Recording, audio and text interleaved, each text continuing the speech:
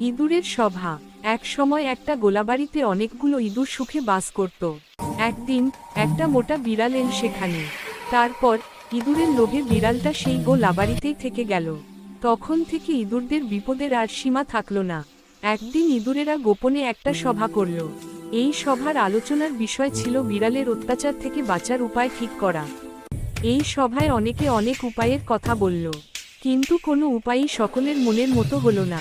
অবশেষে একটা নেংটি ইঁদুর বলল, বিড়ালের হাত থেকে বাঁচার সহজ উপায় হলো বিড়ালটার গলায় একটা ঘণ্টা বেঁধে দেওয়া। তাহলে বিড়ালের চলাফেরার সময় থুনথুন ঘণ্টা বাজবে। তা শুনে আমরা সাবধান হতে পারব।